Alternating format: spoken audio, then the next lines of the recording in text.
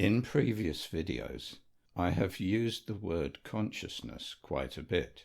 In my very first video, An Introduction to Epiphysics, I called it a phenomenon that is the foundation of reality. That is true. However, recently life has been showing me that it is time to clarify what I meant by that statement. Perhaps it may seem pedantic of me to do so. After all, I have a lot of ideas for videos on my to-do list which might seem more important. I am eager to get stuck into making them after several months of having been effectively blocked by a massive challenge Pluto and Saturn have been presenting me with.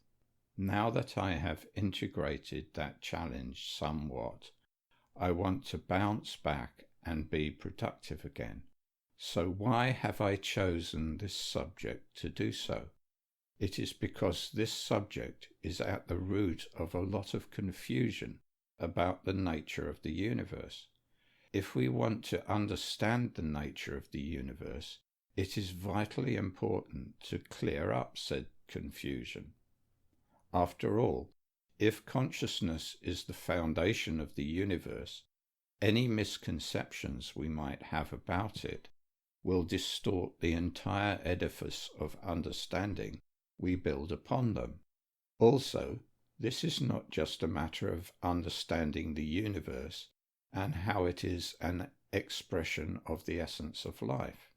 It has come to my attention that the plutocrats may well be attempting to hijack and lead astray some emerging knowledge about consciousness and its role in the universe. I plan to make a video about that soon. For now, I just want to clear up some serious misconceptions about the nature of consciousness, and in doing so, I will frustrate the efforts of the plutocrats which depend upon said misconceptions. Various scientists and philosophers have been discussing what is called the hard problem of consciousness for decades, and making no apparent progress towards reaching a consensus. The hard problem of consciousness only exists for those who want to cling to a materialist picture of the universe. Materialistic legacy physics cannot even begin to explain consciousness. To my mind, that is not just a hard problem, it is an impossible problem.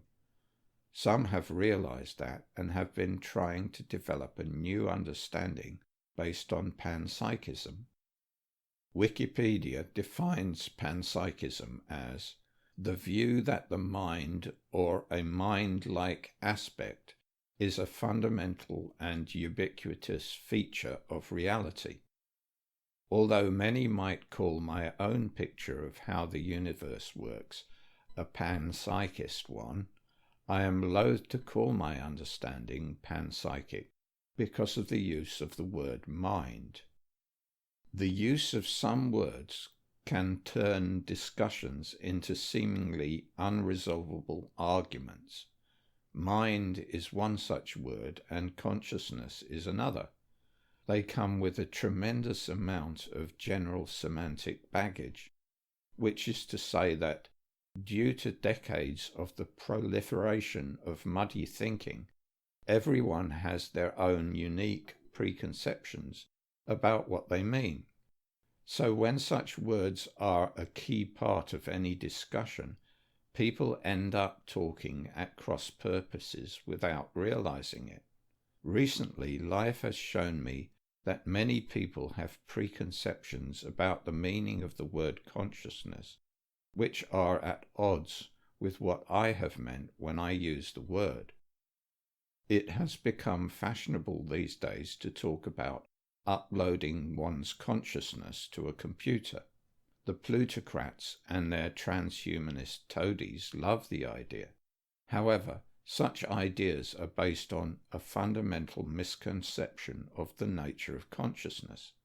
Even the idea of proto-consciousness, espoused by many panpsychists, partakes in this fundamental error. So I am going to clear it up right here. The error has to do with a confusion between the known and the knower.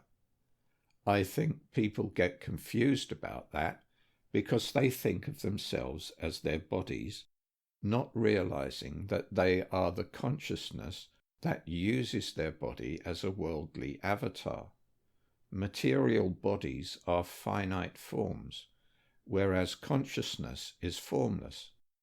It is an infinite spaciousness in which forms exist. The idea that one can upload one's consciousness to a computer is therefore absurd. It has no form, no information. Information is the way that consciousness knows itself, but at each stage of that knowing process, the information is always finite. It is always infinitely less than the infinite whole. As I have explained in my video, Fate, Free Will and the Truth, we are constantly realizing more and more truths about life, and these truths have been proven mathematically to be infinite. So paradoxically, consciousness is infinite, formless and timeless, existing within the eternal now, and yet the process of knowing the infinite knowledge it contains involves experiencing finite forms within never-ending time and space. Incidentally, it has become fashionable to believe that the universe is a simulation. The fact that it works via the cycle of the evolution of life debunks that idea. A computer simulation couldn't store an infinite number of truths, and thus no simulation of the cycle of the evolution of life could actually work the way the universe does. In any case, if we think the universe is a simulation, that begs the question, a simulation of what? The answer must be of a universe that works via the cycle of the evolution of life. Perhaps, as has been suggested by certain people, some lowly slaves of the power ethic might attempt to cage souls within a simulation. They might be successful for a while, but the evolution of life would inevitably free the souls eventually. Now, what about proto-consciousness? It is also an erroneous concept, because it is also an expression of the confusion between known and knower. It is a subtle way that people cling to the idea that consciousness has some kind of form. As life evolves, the knowledge within it grows, accommodating more and more truths. But the knower of these truths remains its unchanged, infinite, all-knowing essential self. That is all for now. Thank you for your attention.